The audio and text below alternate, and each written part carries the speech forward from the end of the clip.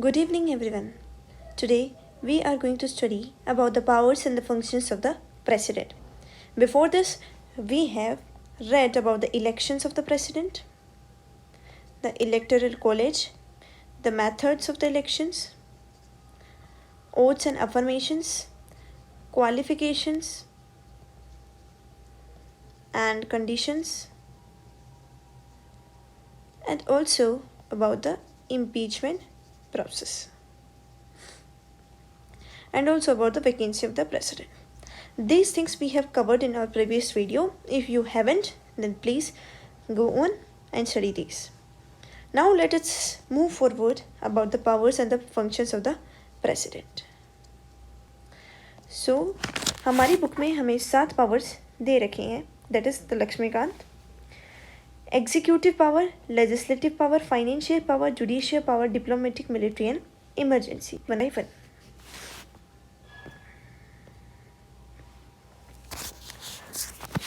Okay. Executive power. Yes, this is executive power of the president. All the executive actions of the president. Before this, let me clarify the one thing. ठीक है. Executive, legislative और judiciary में हम थोड़ा सा फ़र्क पता कर लेते हैं कि इन तीनों में फ़र्क क्या है. अगर मैं आपसे सवाल पूछूं, एमपीज, काउंसिल ऑफ मिनिस्टर और जजेस, इन तीनों में फ़र्क क्या है, या फिर मैं बोल दूं आईएएस ऑफिसर्स, इन सब में फ़र्क क्या है. तो जो एमपीज हैं वो क्या करते हैं, रूल बनाते हैं. जो काउंसिल ऑफ मिनिस्टर्स और जो आईएएस ऑफिसर्स हैं ये क्या करते हैं, इम्प्लीमेंट करते हैं उस रूल को, और जजेस क्या करते हैं, उस रूल को चेक करते हैं. ठीक है. तो इधर से हम इन पावर्स को डिस्टिंगाइज कर रखा है कि जो रूल बनाता है उसे हम एग्जीक्यूटिव बोलेंगे, जो रूल इम्प्लीमेंट करता है कंट्री में उसे हम लेजिस्लेटिव बोलेंगे, और जो उन रूल्स को बनाए हुए हैं उनको चेक करता है कि वो सही मैनर में चल रहे हैं या नहीं चल रहे, उन्हें चेक करता है जुडिशरी. ठीक है. तो ये हो गई एग्जीक्यूटिव और जुडिशरी. तो शायद अब हम अच्छे से जान लेंगे कि प्रेसिडेंट की एग्जीक्यूटिव पावर और जो लेजिस्लेटिव पावर और जुडिशरी पावर है उनमें फ़र्क क्या है.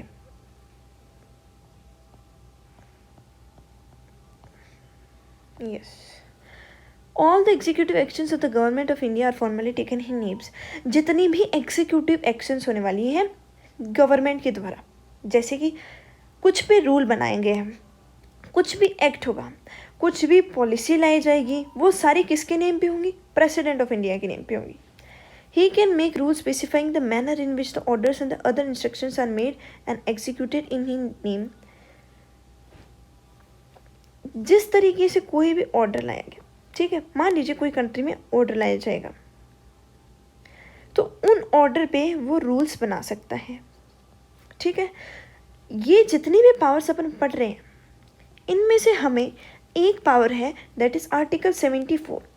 उस चीज़ का हमें हमेशा ध्यान रखना है. और आर्टिकल 74 में क्या दे रखा है, चलो वो पढ़ लेते हैं पहले. ओके. आर्टिकल 74. आर्टिकल 74 में ये है कि जो प्रेसिडेंट है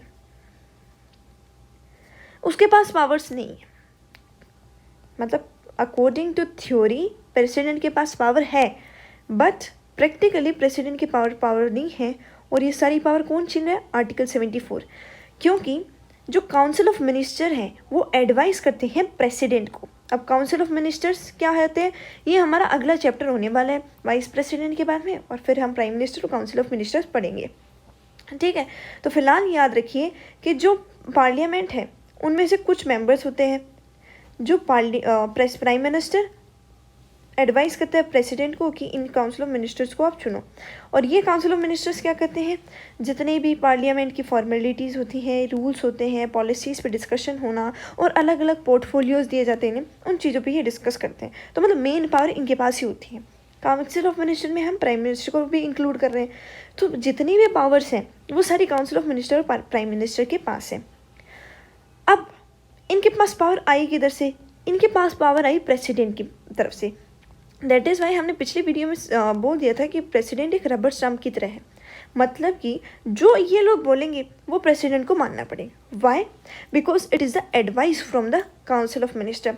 what ever advice that the council of minister give to the president, he has to follow it, he is abide of it, understood? So this is the article number 74। तो जो हम powers पढ़ रहे हैं वो इतनी ज़्यादा मतलब सिर्फ थ्योरी में है, ये सिर्फ कॉन्स्टिट्यूशन में लिखी हुई है, बट आर्टिकल 74 क्या कर रहा है, ये सारी पावर्स किसको दे रहा है, काउंसिल ऑफ मिनिस्टर्स को दे रखा है। ठीक है, फिर हम आगे जो इम्पोर्टेंट पॉइंट्स हैं हम वो सारे पढ़ेंगे। ही अपॉइंट्स द प्राइम मिनिस्टर, ये प्राइम मिनिस्टर को अपॉइंट करता है। आर्टिकल नंबर 75 ये अटॉर्नी जनरल को अपॉइंट करता है। ठीक है, अटॉर्नी जनरल भी हमारा एक टॉपिक है, वो भी हम पढ़ ली है। तो आर्टिकल 74 से हम समझ गए कि प्रेसिडेंट के पास मतलब जो भी एडवाइस काउंसिल ऑफ मिनिस्टर करता है प्रेसिडेंट को, वो उसे माननी पड़ेगी। तो ये हम थोड़ा सा ध्यान रख लेते हैं कि 42nd अमेंडमेंट एक्ट, ठीक है, ये मैं शॉर्ट में लिख रही हूँ, 42nd अमेंडमेंट एक्ट 1976 में ये दिया गया कि जो काउंसिल ऑफ मिनिस्टर्स हैं ये एडवाइस कर सकते हैं प्रेसिडेंट को, और अगर प्रेसिडेंट इसी एडवाइस को रिकंसिडर कर देता है, ठीक है, तो वो दे रखी है article number 44 amendment act number 1978। ये अगर इधर समझ में नहीं आ रहा है तो जब हम लॉ मेकिंग प्रोसीजर पढ़ेंगे ना उस टाइम ये सारी चीज़ें डिस्कस की जाएंगी, क्योंकि उधर हम वीटो पावर्स वगैरह पढ़ेंगे और ये रिकंसिडर वाला सिस्टम भी पढ़ लेंगे। ठीक है, तो आगे हम पढ़ते हैं। तो ये मोटी मोटी जो चीज़ें जो इम्पोर्टेंट है वही हम पढ़ने वाले हैं, और कुछ एक्स्ट्रा तो नहीं होने वाला। He can make rules for the more convenient, इसका मतलब ये है कि जो भी गवर्नमेंट बॉडीज़ हैं, यूनियन गवर्नमेंट बॉडीज़ हैं, उनके लिए वो रूल्स बनाते हैं। अब बॉडीज़ को मिनिस्टर्स ही है, उन मिनिस्टर्स के लिए वो रूल्स बनाते हैं कि वो किस तरीके से बिहेव करेंगे, उनके ऊपर वो रेस्ट्रिक्शन लगाना। ठीक है, जैसे हमारे स्कूल्स कॉलेजेस के अंदर होता है, हमारे लिए रूल्स लगाए जाते हैं कि भाई ये चीज़ फॉलो होनी चाहिए, ऐसा आपको करना चाहिए। तो हमको बिहेवियर में रखना, हमें कुछ जो चीज़ें हैं वो रेस्ट्रिक्ट करना, ये सारे इनका सबका मतलब क्या होता है, ट्रांजैक्शन ऑफ बिजनेस रूल। ठीक है, एलोकेशन ऑफ बिजनेस रूल, तो ये सारे रूल्स बनाए जाते हैं प्रेसिडेंट के द्वारा। ही अपॉइंट्स प्राइम मिनिस्टर, ये प्राइम मिनिस्टर को अपॉइंट करते हैं। अटॉर्नी जनरल को अपॉइंट करते हैं। Controller and auditor general of India को अपॉइंट करते हैं। फिर ये आगे बहुत सारी चीज़ें, इन सबको आपको याद रखना है। आर्टिकल नंबर 78 से he can seek any information, ठीक है, जितनी भी एडमिनिस्ट्रेटिव इन्फॉर्मेशन है प्राइम मिनिस्टर को ये, हाँ ये ज़रूर है कि प्राइम मिनिस्टर को जितनी भी इन्फॉर्मेशन है वो प्रेसिडेंट को देनी पड़ेंगी। देनी तो क्या पड़ेगी, प्रेसिडेंट को ऑलरेडी पता होती है सारी इन्फॉर्मेशन। एंड फिर है ये अगर ST SC के लिए, बैकवर्ड क्लासेस के लिए, उनके लिए कुछ कमीशंस ला सकते हैं उनको, उनकी डेवलपमेंट के लिए, right. And he directly administer the UTs through the administrator appointed by him, ठीक है, यूटीज़ को भी ये डायरेक्ट एडमिनिस्ट्रेशन कर सकता है। क्यों? क्योंकि यूटीज़ के ऊपर किसका रोल होता है, सेंट्रल गवर्नमेंट का होता है। ये किसी भी बैकवर्ड एरिया को शेड्यूल एरिया में काउंट डाउन कर सकता है। अगर वो देखता है कि किसी एरिया में ST ग्रुप जाता है या ST SC किसी भी ग्रुप या बैकवर्ड क्लास है कोई, तो उस एरिया को ये क्या कर देगा, शेड्यूल एरिया में कंसिडर कर देंगे। अब हम पहुँचते हैं लेजिस्लेटिव पावर्स के पास। ही कैन समन और प्रोड्यूक, समन मतलब स्टार्ट और प्रोड्यूक मतलब end the parliament and dissolve the Lok Sabha. He can summon a joint sitting of the both the houses which provide, okay ये समझो। आर्टिकल नंबर 85 में हमें क्या दे रखा है, पार्लियामेंट में सेशंस होते हैं, ठीक है, बजट सेशन, मॉनसून सेशन और विंटर सेशन, ठीक है। अब ये जो सेशंस होते हैं इन्हें सबसे पहले स्टार्ट, मतलब अगर MPs आ गए मान लो पार्लियामेंट में, तो इन सबको स्टार्ट कौन करेगा, प्रेसिडेंट करेगा। और जब उसे प्रेसिडेंट को लगता है कि अब बस इतना बहुत है, काफ़ी, तो वो उस सेशन को एंड कौन कर देगा, प्रेसिडेंट करेगा। तो ये पावर उसे दी है। अब मान लीजिए कोई बिल लाया गया, ठीक है, लोकसभा से उस बिल को पास कर दिया और राज्यसभा में गया, पर राज्यसभा में कुछ मतलब मान लीजिए टाई हो गया या फिर कुछ बहस वहस चल रही है, और अगर प्रेसिडेंट को लगा कि चलो इन सबको एक साथ बिठा देते हैं पार्लियामेंट के हॉल के अंदर, तो ये लोकसभा के मेंबर्स और राज्यसभा के मेंबर्स उस बिल को पास कराने के लिए कहाँ आएंगे, हॉल्स के अंदर इकट्ठा होंगे, ठीक है, सारे ज्वाइन होंगे और बैठेंगे, उधर बातचीत करेंगे। तो इसे क्या बोलेंगे हम, जॉइंट सिटिंग। इस जॉइंट सिटिंग का ऑर्डर कौन देता है, प्रेसिडेंट, कि हाँ इस बिल में हमें क्या चाहिए, जॉइंट सिटिंग चाहिए, which is written under the article number 108। ठीक है, तो ये हो गई हमारे पास जॉइंट सिटिंग की। अब जॉइंट सिटिंग में पावर प्रेसिडेंट के पास नहीं होती, स्पीकर ऑफ लोकसभा के पास ही होती है। अब हमें पता है भाई लोकसभा में किसकी मेजोरिटी है, सेंट्रल गवर्नमेंट की। जो गवर्नमेंट है, जैसे अभी बीजेपी के पास पावर है, तो अगर जॉइंट सिटिंग ही हुई तो ऑब्वियसली लोकसभा के मेंबर ज़्यादा हैं, तो जो बिल है वो एक्ट बन जाएगा आसानी से। He can address parliament at the commencement of the first sentence after each election first. मतलब अगर मान लीजिए नहीं, अब कुछ भी नया सेशन स्टार्ट हुआ है या फिर कुछ भी नया इलेक्शन हुआ है, नई गवर्नमेंट आई है पार्लियामेंट के अंदर, या फिर उस गवर्नमेंट का लास्ट ईयर है, तो वो कौन स्टार्ट कर देगा, प्रेसिडेंट ही स्टार्ट कर देगा। मतलब किसी भी चीज़ का उद्घाटन होगा वो कौन करेगा, प्रेसिडेंट ही करेंगे। Next thing is he can send messages to the house of the parliament whether the respective bill pending in the parliament और अदरवाइज। अगर उसे लगता है कि कुछ चीज़ें पेंडिंग पड़ी हैं पार्लियामेंट के अंदर, ये होनी चाहिए, तो वो पार्लियामेंट के MPs को मैसेज कर देंगे। He can appoint any member of the Lok Sabha to preside over his proceeding when the office of the both the speaker and the deputy speaker fall vacant. Similarly, he can also appoint any member of the Rajya Sabha to preside over his proceeding when the office of the both the chairman. अगर उसे लगता है, अब देखो presiding officers की बात कर लेते हैं। लोकसभा में प्रिसाइडिंग ऑफिसर किसे बोलते हैं, चेयरमैन को, और राज्यसभा में किसे बोलते हैं, स्पीकर को। तो अगर लगता है स्पीकर और चेयरमैन या फिर डेप्यूटी चेयरमैन और डेप्यूटी स्पीकर की दोनों की चेयर खाली है, तो वो किसी भी राज्यसभा के मेंबर को बोल सकता है कि भाई तू इसकी जगह फिल कर दे। और जो अगला पॉइंट है वो तो हमें भाई सबको ही पता है, 12 नॉमिनेटेड मेंबर्स चूज करता है वो, जिसके अंदर क्या किस चीज़ का टैलेंट हो, literature, science, art and social service.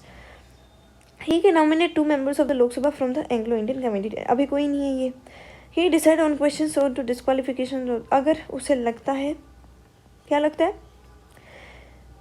Disqualification of the members of the parliament in consultation with the election commission. Election commission के साथ वो कंसल्ट करेगा कि भाई इस जो मेंबर है उसने डिफेक्शन किया है, ठीक है, मतलब पार्टीज़ के रूल्स को फॉलो नहीं किया है, पार्टीज़ ने जो गाइडलाइंस दी थी उस हिसाब से नहीं चला है, या फिर कोड ऑफ कंडक्ट के हिसाब से नहीं चला है, तो उस हिसाब से वो जो प्रेसिडेंट है वो काउंसिल ऑफ इलेक्शन कमिश्नर के साथ कंसल्ट कर सकता है और उसको डिस्क्वालीफाई कर सकता है, उससे मेंबरशिप छीन सकते हैं MP की। फिर हम आगे मूव करते हैं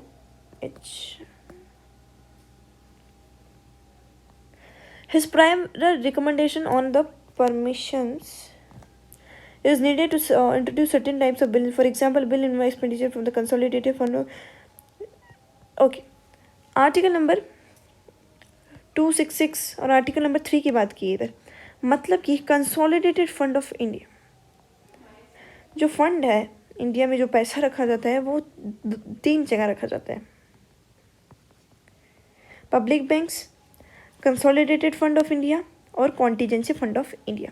ये सारे हम आगे पढ़ लेंगे, ठीक है, don't worry, we will make a video on this, but till now आप ऐसा याद रखो कि कंसोलिडेटेड फंड ऑफ इंडिया में इंडिया के जो पैसे हैं वो रखे जाते हैं, और इंडिया में कोई अचानक से सडन एक्सपेंडिचर हो जाए, ठीक है, सडनली कुछ मान लीजिए, मान लो चाइना ने अटैक कर दिया और अपनी इंडिया में वेपन्स की कमी है, तो एक सडनली हुआ है, जैसे कोरोना सडनली आया तो हमें पैसों की बहुत ज़रूरत थी, तो ये सारे पैसे कंसोलिडेटेड फंड ऑफ इंडिया में रखे जाते हैं। तो अगर इमरजेंसी में हमें उससे कुछ पैसे लेने पड़े तो हमें प्रेसिडेंट की प्रायर रिकमेंडेशन चाहिए।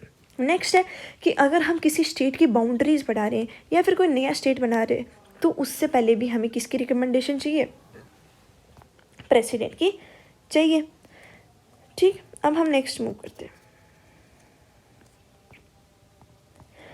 When a bill is sent to the president after it has been passed by the parliament, he can give his assent to the bill, withhold his assent to the bill, return the bill for reconsideration. However, if the bill is passed again by the parliament with or without amendment, the president has to give his assent to the bill. ये law making procedure भी है जो हम बाद में पढ़ लेंगे, but ये मैं बता देती हूँ इसमें क्या लिखा। मान लीजिए कोई बिल लाया गया पार्लियामेंट में, ठीक है, वो जाएगा कोई से भी हाउस में, लोकसभा में चला जाएगा, लोकसभा ने पास कर दिया तो राज्यसभा में चले जाएगा। फिर क्या चाहिए, हमें परमिशन, अप्रूवल चाहिए प्रेसिडेंट का, प्रेसिडेंट की असेंट चाहिए। अब प्रेसिडेंट के पास क्या है, या तो वो असेंट दे दे, गिव हिज असेंट, या फिर उसे पॉकेट वीटो रख ले। ये वीटोस हम सारे पढ़ेंगे, सस्पेंसिव, एब्सोल्यूट, पॉकेट वीटो, ये आगे पढ़ने वाले हैं। But till now pocket veto मतलब उस पर कुछ भी एक्शन नहीं ले, उसको इग्नोर कर दे, एकदम वो कर दे, या फिर direct the governor to return the bill, या फिर रिकन्सिडर कर दे। रिकन्सिडर करने का मतलब उसे मान लीजिए कुछ चीज़ है वो अच्छी नहीं लगी और वो बोले कुछ अमेंडमेंट करके लाओ, कुछ चेंजेस करके लाओ इसके अंदर, तो वो रिकन्सिडर करने के लिए वापस राज्यसभा में और लोकसभा में भेज दे। ठीक है, अब वो इन दोनों हाउसेस की मर्जी है कि भाई हाँ ठीक है रिकन्सिडर करके भेजना है, हम अब उनकी मर्जी है चेंजेस करने या नहीं करने, वो उनके ऊपर डिपेंड करता है। और अगर इन राज्यसभा और लोकसभा के हाउसेज ने वापस प्रेसिडेंट को ये रिकन्सिडर हुआ बिल वापस भेज दे प्रेसिडेंट को, तब उसको असेंट देनी पड़ेगी। तो 3 कंडीशंस होगी। Pocket veto, this is the special power of the president. ठीक है, ये रियल वाली पावर है, इसमें प्राइम मिनिस्टर का कोई रोल नहीं होता। अगर प्रेसिडेंट चाहे कि इस बिल पे मुझे एक्शन नहीं लेनी तो वो उसे पड़ा रहने देगा। ठीक है, मतलब पॉकेट में रख लेगा, उसको इग्नोर करेगा, एकदम कोई भी एक्शंस नहीं लेंगे, उसे हम बोलेंगे पॉकेट वीटो। अगर वो एसेंट दे डायरेक्टली, ठीक है भाई मजबूरी है दे देंगे, तब उसे देनी पड़ेगी। रिकन्सिडर करने के लिए भेजते कि भाई मुझे इसमें कुछ चेंजेस चाहिए, तो वो चेंजेस करने के लिए नहीं भेजते। अब वो इनकी मर्जी है भाई चेंजेस करने हैं या नहीं करने, अगर नहीं भी किए तो ये वापस भेज देंगे प्रेसिडेंट को, और प्रेसिडेंट के पास मजबूरी है, उससे वो एसेंट देनी ही पड़ेगी। This is the process of the president during the law making procedure. अब हम नेक्स्ट मूव करते हैं। He can promulgate ordinances when the parliament, okay, ये हमें बात याद रखनी है। अब देखिए जैसे मैंने आपको बताया जो सेशंस हैं वो 3 तरीके के होते हैं। एक तो होता है बजट सेशन, एक होता है मॉनसून सेशन, और एक होता है विंटर सेशन। ठीक है, इन सेशंस के बीच में कुछ गैप्स आते हैं। इन गैप्स के अंदर क्या होता है, जो एमपीज हैं वो अपने रेस्पेक्टिव इलेक्टेड एरियाज में चले जाते हैं और उधर का कुछ ध्यान रखते हैं। ठीक है, जो भी एमपीज है वो जिस एरिया से उन्हें इलेक्शंस मिले वहाँ चले जाएंगे और उधर के एरियाज़ को संभालेंगे। वो इन 2 सेशंस के बीच में उन्हें छुट्टियाँ मिलती हैं, हॉलीडेज मिलते हैं। अब मान लीजिए इस दौरान, ठीक है, बजट सेशन और मॉनसून सेशन के बीच का जो टाइम पीरियड है, जिस टाइम पार्लियामेंट में कोई भी नहीं होता है, उस टाइम अचानक से कंट्री के अंदर कुछ सिचुएशन, इमरजेंसी या फिर सडन सिचुएशन आ जाए और उसमें लॉ बनाने की ज़रूरत पड़े, तो क्या करना है। ठीक है, मतलब अब भाई अचानक से कुछ इमरजेंसी सिचुएशंस आ जाए तो क्या हम सबको कॉल करके बुला लेंगे उसी टाइम, क्या सारे आ जाएंगे मेंबर्स, नहीं आएंगे, तो उस टाइम लॉ कौन बनाएगा। ठीक है, ये हमारे जो कॉन्स्टिट्यूशनल मेकर्स थे उन्होंने ये बात सोची, तो उन्होंने एक शब्द लाई ऑर्डिनेंस। ठीक है, which is written in the article number 1, 2, 3। Very easy, थोड़ा सा हम साफ कर लें इसे। ओके, ठीक है, ऑर्डिनेंस आर्टिकल नंबर 1, 2, 3, इसमें क्या दे रखा है, अगर कोई इमरजेंसी लॉ बनाना है, when the parliament is not in session, तो प्रेसिडेंट के पास ये पावर होती है, वो अपने ऑर्डिनेंस पावर यूज़ करे और उस लॉ को बना दे। अब मान लो लॉ बना दिया और वो लॉ अच्छा नहीं है, तो क्या हम सोचेंगे क्या ये लॉ फिक्स है, क्या ये हमारे कॉन्स्टिट्यूशन में जुड़ जाएगा, तो नहीं। जब पार्लियामेंट दोबारा सेशन में आएगा, ठीक है, तो हमने क्या सोचा था, बजट सेशन और मॉनसून सेशन के बीच में बना था, तो अगला सेशन क्या होगा, मॉनसून सेशन। तो मान लीजिए मॉनसून सेशन जब आया तो एमपीज़ की वापस वोटिंग होगी, इलेक्शंस होंगे, और अगर एमपीज़ को ये लॉ अच्छा नहीं लगा तो ये रिमूव हो जाएगा, और अच्छा लगा, उन्होंने अपनी अप्रूवल दे दी, तो ये लॉ बन जाएगा। ठीक है, तो जब तक सेशंस नहीं है पार्लियामेंट के तब तक ही ये लॉ लागू रह सकता है। फिर नेक्स्ट लाइन हमें क्या दे रखी है, 2 मिनट,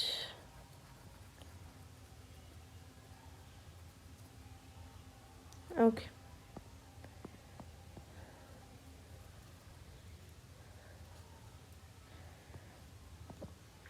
नेक्स्ट लाइन हमें दे रखी है, these ordinances must be approved by the parliament with in 6 weeks from the reassembly. जब वापस रीअसेंबली हो जाए, जब वापस हमने क्या पढ़ा था, बजट सेशन और मानसून सेशन, यहाँ लॉ बन गया। और जब वापस रीअसेंबली, जब वापस मानसून सेशन आ जाए, उसके 6 वीक्स के अंदर अंदर उस लॉ पे एक्ट करना है। और अगर एक्ट नहीं किया उन्होंने, इलेक्शंस नहीं करवाए, तो वो लॉ हट जाएगा अपने आप। ठीक है, he can also withdraw an ordinance at any time. और मान लो उसने बजट इस पीरियड के टाइम बनाया लॉ, वो लॉ उसने 10 दिन चलाया, और 10 दिन चलाने के बाद उसने वापस अपना लॉ हटा दिया, तो वो प्रेसिडेंट की मर्जी है उसे कितने दिन चलाना है। But the parliament is not in the session. उस टाइम पीरियड में प्रेसिडेंट की मन मर्जी कितनी भी चल सकती है। ये पावर सिर्फ प्रेसिडेंट के पास ही नहीं है, ये पावर गवर्नर को भी दे रखी है अंडर आर्टिकल नंबर 213। गवर्नर के पास जो पावर है ना, उस पावर का मिसयूज़ किया जाता है। और सबसे ज़्यादा कहाँ मिसयूज़ किया जाता है? बिहार के अंदर।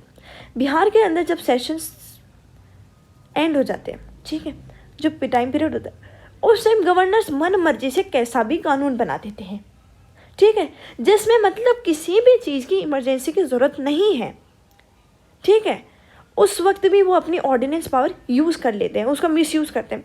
तो भैया अपन सोच रहे होंगे कि भाई मिसयूज़ किस चीज़ में किया जा रहा है। तो क्या हुआ, बिहार के अंदर एक केस हुआ, उसमें क्या हुआ, एक टीचर थे, ठीक है, तो बिहार के जो गवर्नर थे उन्होंने बोला कि बेचारे टीचर्स के पास वर्किंग आवर्स बहुत हैं और उनकी सैलरीज भी कम दे रखी, तो क्यों ना उनके वर्किंग आवर्स हैं वो तो कर देते हैं कम, और जो उनकी सैलरी है वो बढ़ा देते हैं। और इस चीज़ के लिए बिहार के गवर्नर ने अपनी ऑर्डिनेंस पावर यूज़ की, ठीक है, और वो इतनी ज़्यादा बढ़ा दी और जो वर्किंग आवर्स है इतने ज़्यादा कम कर दिए कि लोगों को प्रॉब्लम हुई कि भाई ऐसा तो कुछ है नहीं, हमें बिहार की कंडीशंस पता है, इतने तो अच्छे ये टीचर्स भी नहीं हैं, गवर्नमेंट का जो स्टेट गवर्नमेंट का जो रेवेन्यू है वो इतना ज़्यादा मिसयूज़ होने लगा कि भाई इतनी ज़्यादा सैलरी की कोई ज़रूरत नहीं थी टीचर्स को, कि आपने इस चीज़ के लिए ऑर्डिनेंस यूज़ किया। तो वो लॉ जो बनाया था किसने, गवर्नर ने, बिहार के गवर्नर ने, वो लोगों को बिल्कुल पसंद नहीं था। बट क्या कर सकते हैं, ऑर्डिनेंस पावर है। तो पहला क्वेश्चन तो ये उठाया, सुप्रीम कोर्ट में गया ये केस, और जो जजेस थे उन्होंने बोला, मतलब स्टेट कोर्ट में भी गया, हाई कोर्ट में भी, उन्होंने बोला कि पहली बात तो ये ऑर्डिनेंस जैसा कुछ था नहीं। क्या ये एक इमरजेंसी पावर थी? क्या एक ये इमरजेंसी सिचुएशन थी? अगर आप सैलरी नहीं बढ़ाते तो क्या बर्बाद हो जाते टीचर्स? नहीं होते ना। क्या वर्किंग आवर्स कम नहीं करते तो क्या बच्चों की पढ़ाई नहीं होती? होती वो भी। तो जब पार्लियामेंट सेशन में आए तब भी आप ये कानून बना सकते थे। आप पावर का मिसयूज़ क्यों कर रहे हैं? आप ऑर्डिनेंस बार बार क्यों यूज़ करते हैं जब पार्लियामेंट सेशंस में नहीं होता है? तो सुप्रीम कोर्ट ने बोला कि जितने भी ऑर्डिनेंसेस होंगे वो हम देखेंगे। फर्स्ट थिंग इज दिस, ठीक है। और ये केस का नाम आप याद रख सकते हो, DC वधवा केस 1987। तो सुप्रीम कोर्ट ने बोला only use it at exceptional circumstances, emergency situations में ही आप इनका यूज़ करो। ये फालतू चीज़ें जो आप कर रहे हो उसमें नहीं करना इन सारों चीज़ों का यूज़, ठीक है। और भी बहुत केसेस हैं, आप एक बार सर्च करिए, बिहार के कुछ केसेस सर्च कीजिए, और भी कुछ स्टेट्स हैं उनमें भी आप सर्च कीजिए कि गवर्नर्स ऑर्डिनेंस का कैसे मिसयूज़ करते हैं, ठीक है, आपको वो पता चल जाए। तो ये ऑर्डिनेंस वाला सिस्टम हमें समझ में आ गया। अब हम नेक्स्ट मूव करते हैं, he lays the reports of the controller, auditor general, UPSC, इन सब की ये जो रिपोर्ट्स हैं ये किसके पास आती हैं? प्रेसिडेंट के पास आती हैं। अगर कुछ इंपॉर्टेंट नहीं है, अब हम मूव करते हैं फाइनेंशियल पावर्स के ऊपर। हमने ऑर्डिनेंस के ऊपर बहुत ज़्यादा टाइम वेस्ट किया है, तो मैं जो इंपॉर्टेंट पॉइंट्स है वही बताने वाली हूँ। Money bills can be introduce in the parliament only with the primary. हमने पढ़ा कि जो लॉ मेकिंग थी उसमें हम जो अप्रूवल है, जो असेंट है, वो प्रेसिडेंट का बाद में ले रहे हैं, पर जब मनी बिल लाया जाएगा तब प्रेसिडेंट की फर्स्ट अप्रूवल ली जाएगी, ठीक है। सबसे पहले अप्रूवल किसके लिए जाएगी? मनी बिल में प्रेसिडेंट की ली जाएगी। ये goes laid before the president annual financial statement, that is the union budget. उसमें सबसे पहले कौन स्टार्ट करता है? प्रेसिडेंट स्टार्ट करता है। No demand for a grant can be made except on his recommendation, कोई भी ग्रांट नहीं दी जाएगी। That is he is talking about the CFI, consolidated fund of India में से कोई भी ग्रांट नहीं दी जाएगी without the president's approval. He can made advances out of the contingency fund of India to made any unforeseen expenditure. He constitutes a financial commission after every 5 years to recommend the distribution of revenues between the center and state. Centre और state के बीच में उसे मतलब check करने हैं कि पैसे कहाँ खर्च हुए सेंटर और स्टेट के बीच में, और अगर सेंटर और स्टेट के बीच में फाइनेंशियल डिस्ट्रीब्यूशन करना हो, मनी का डिस्ट्रीब्यूशन करना हो, तो वो हर 5 साल से फाइनेंस कमीशन बनाता है। ठीक है, उसके मेंबर्स का अपॉइंट करता है और चेक करता है, उसका नाम क्या है, फाइनेंस कमीशन का, चेक करते हैं the distribution of money between the centre and state. अब हम मूव करते हैं जुडिशियल पावर के ऊपर। He appoints the chief justice on the supreme court and the high court. वैसे तो ज़्यादा पावर्स नहीं होती प्रेसिडेंट के पास, बट उसका थोड़ा सा रोल है। जुडिशरी है, जो जजेस हैं सुप्रीम कोर्ट और हाई कोर्ट के, वो कॉलेजियम सिस्टम से शुरू होते हैं। अब ये कॉलेजियम सिस्टम हम एकदम डिटेल से पढ़ेंगे जब हम जुडिशरी पढ़ेंगे, बट मैं थोड़ा सा ब्रीफ दे देती हूँ कॉलेजियम सिस्टम के बारे में। कॉलेजियम सिस्टम अगर हम सुप्रीम कोर्ट के जजेस का देखें तो सुप्रीम कोर्ट के जो सीनियर मोस्ट जजेस होते हैं, 4 सीनियर मोस्ट जजेस plus chief justice of India, मतलब 3 सीनियर मोस्ट जजेस and chief justice of India. ये क्या करेंगे, लिस्ट बनाएंगे सीनियरिटी के बेसिस पे। ठीक है, जो भी जजेस सीनियर हैं उनकी लिस्ट बनाएंगे, उन लिस्ट के नाम किसको दे देंगे, प्रेसिडेंट को, और प्रेसिडेंट को वो जजेस बनाने हैं। ठीक है, गवर्नमेंट ऑफ इंडिया को वो जजेस बनाने। तो मेजर रोल किसका हुआ इधर, जजेस का हुआ, बट प्रेसिडेंट को क्या करना है, सिर्फ उनमें से अपॉइंट करने हैं। तो ये रोल हो गया किसका, प्रेसिडेंट का, सुप्रीम कोर्ट और हाई कोर्ट के जजेस में बनाने का। अब हम नेक्स्ट मूव करते हैं। He can seek an advice from the Supreme Court on any question of law where the advice is independent। एक आर्टिकल है 143। इस आर्टिकल क्या है, सुप्रीम कोर्ट ज्यूरिडिक्शन। ये आर्टिकल वैसे तो बहुत फनी टाइप का है। इसमें दे क्या रखा है, इसमें दे रखा है कि प्रेसिडेंट अगर कोई कानून बना रहा है और उसको एडवाइस चाहिए तो वो सुप्रीम कोर्ट से ले सकता है। ठीक है, हाँ ये बात है कि सुप्रीम कोर्ट को एडवाइस देनी पड़ेगी। ठीक है, तो वो अब मान लो सुप्रीम कोर्ट ने एडवाइस दी थी, तो वो प्रेसिडेंट की मर्जी है कि वो एडवाइस माने या नहीं माने, और वो सुप्रीम कोर्ट की मर्जी वो एडवाइस दे या नहीं दे। तो भैया क्या है, मतलब ये कोई आर्टिकल में डालने की ज़रूरत थी, वो खुद अपना पर्सनल इश्यू तब निपटा लेते। ठीक है, तो इधर प्रेसिडेंट एडवाइस मांगे तो मांग सकता है, नहीं मांगे तो नहीं मांग सकता, और सुप्रीम कोर्ट देना चाहे तो दे दो, वरना मत दो। सो ये आर्टिकल नंबर 143 है, सुप्रीम कोर्ट के जुरिडिक्शन में आता है, that is the advisory jurisdiction. फिर आते क्लेमेंसी पावर। क्लेमेंसी पावर एकदम डिटेल से हम लास्ट में पढ़ेंगे, आप देख सकते हो, मैं बता दूं आपको पेज नंबर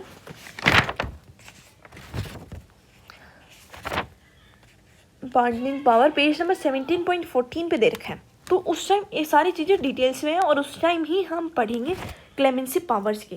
थोड़ा सा मैं अगर आप जानना चाहो तो क्लेमेंसी पावर क्या है कि प्रेसिडेंट के पावर ऐसी पावर है कि क्रिमिनल्स जो हैं जिनको भी पनिशमेंट मिली है तो वो प्रेसिडेंट के पास में जाके अपील कर सकते हैं कि हमारी जो पनिशमेंट है उसे थोड़ी कम कर दो।